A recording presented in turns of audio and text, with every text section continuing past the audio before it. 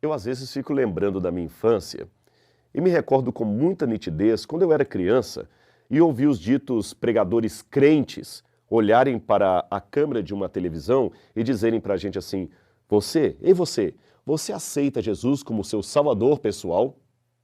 Naquele tempo, eu, por alguma razão, gostava de ouvir esses pregadores crentes, pregadores como Jim Swaggart, da Igreja Assembleia de Deus, ou Rex Humbard, da Igreja Batista. Eu digo que gostava por alguma razão, porque naquele tempo eu não era membro de nenhuma igreja evangélica, eu apenas os conhecia como aqueles crentes, todo mundo chamava de crentes. Mas, de qualquer maneira, como eu disse, eu gostava de ouvi-los. Hoje eu sou também um crente. No entanto, eu tenho observado que houve uma mudança muito significativa no apelo que muitos pregadores fazem, especialmente os pregadores de televisão. Muitos dizem para eu aceitar Jesus não como meu salvador pessoal, pelo contrário. A maioria parece insistir para que eu aceite a Jesus se eu tiver problemas financeiros. Eles querem que eu aceite a Jesus se eu tiver problemas emocionais. Eles querem que eu aceite Jesus se eu estou com problemas financeiros na minha conta corrente. Então insinuam participações em cultos para, depois disso, darem depoimentos de curas, de recuperação de empresa, de carro. Fala-se muito em problemas de doença, dinheiro, emoção, mas não se fala mais em pecado, salvação, santificação. O que aconteceu? Eu percebo que foi uma mudança muito radical, que pode ser vista em muitos púlpitos cristãos. Já dizia o velho apóstolo Paulo, citando o Antigo Testamento: hoje, se ouvirdes a sua voz, não endureçais os vossos corações, Hebreus 3, versículo 15. Mas, já que demonstrei saudosismo dos tempos em que os pregadores insistiam para eu aceitar a Jesus como meu salvador pessoal e não como meu consultor de negócios, eu ainda faço uma pergunta hoje. O que significa, naquele tempo ou hoje, aceitar a Jesus? Essa pergunta é muito importante porque algumas expressões religiosas não são tão claras como gostaríamos que fossem. Aceitar, por exemplo, pode trazer uma ideia errada à cabeça. Geralmente aceitamos um biscoito, um chá, um presente. Aceitar uma pessoa parece complicado. Existem, porém, casos em que uma pessoa aceita a outra, assim como, por exemplo, quando uma pede a outra em namoro ou pede em casamento. É esse o sentido da expressão aplicada a Cristo. Aceitar a Jesus como Salvador pessoal significa receber o presente dele, o presente da vida eterna.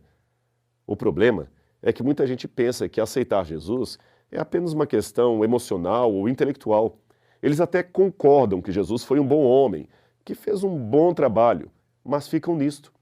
Não se sentem motivá-los a segui-lo, não se sentem motivados a serem transformados por sua graça. Isto, meu amigo, não é ser convertido, mas sim convencido a respeito de Deus. Tal ideia de religião não leva a nada.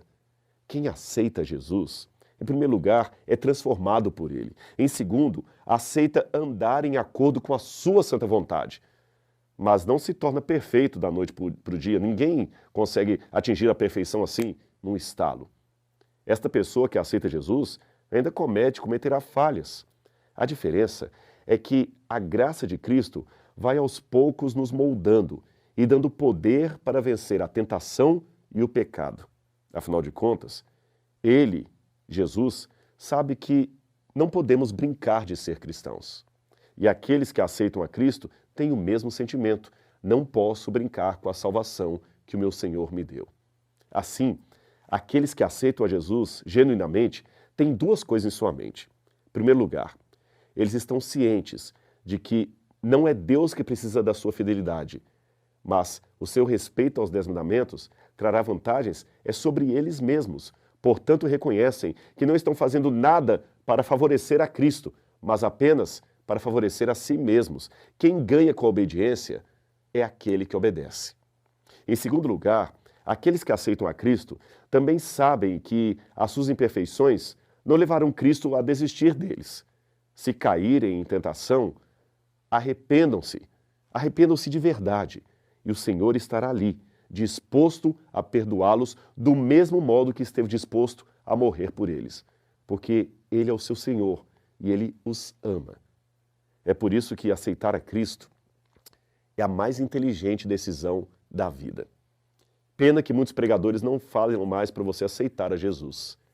Mas eu ainda insisto, aceite hoje Jesus como seu salvador pessoal. Uma mudança radical ocorrerá para o bem e você não se arrependerá dela. Que Deus abençoe você. Aceite a Jesus.